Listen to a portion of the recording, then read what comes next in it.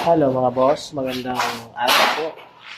Kaya kahit puyat tayo kasi kagabi po meron kami pinuntahan.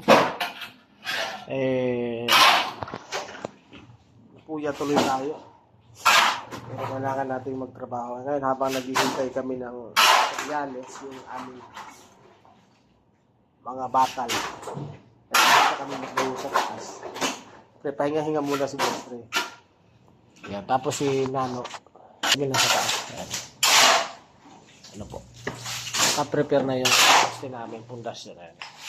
Kaya na. Mga boss. 120 by 120. Hindi na po namin pabasagin yung pader na yan. Ayaw po ng may-ari dahil sa parang may sentimental value yata yung pader na yan mga boss. Kaya ang gusto niya, yung pundasyon, yung poste, didikit na lang po dyan.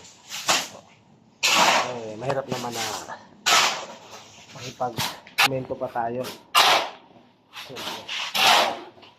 Pero pag nag-slab kami dyan mga boss, pag in-slaban namin yung ano na yan, yung ibabaw pwedeng basagin. Bali, ipapantay na namin doon. Ano po? Sa ito. Sabi ko yung nanay, urong para makapag dumating ang bako, makagawa. Okay?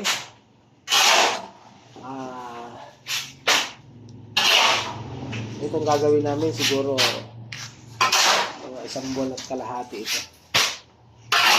Kasi nga, dapat doon lang sa taas.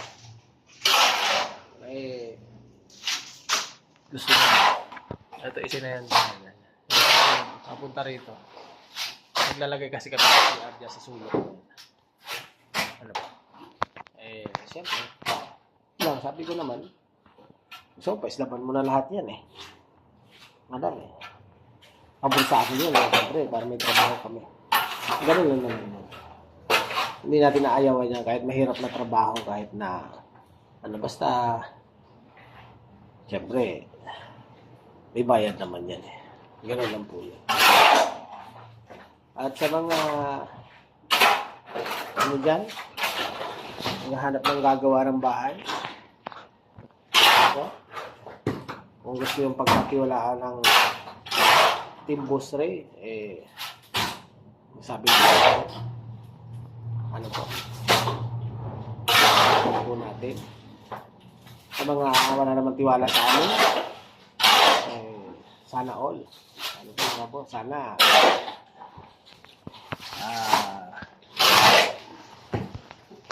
mga kuha ko magkakatiwalaan na magagawa sa bahay. Okay? Yung hindi kayo lulukuhin. Ganun lang naman. Sa mga may tiwala naman sa amin, salamat po. Kaya dito, yung boss namin, pumasok na sa trabaho, kami na lang ang tao dito. Sa bahay niya.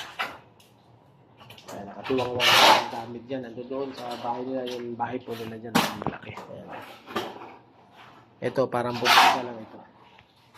Pero, wala sila sa amin na kami nagtatrabaho. Kaya pag gumagawa kami dito, parang lagay yun eh.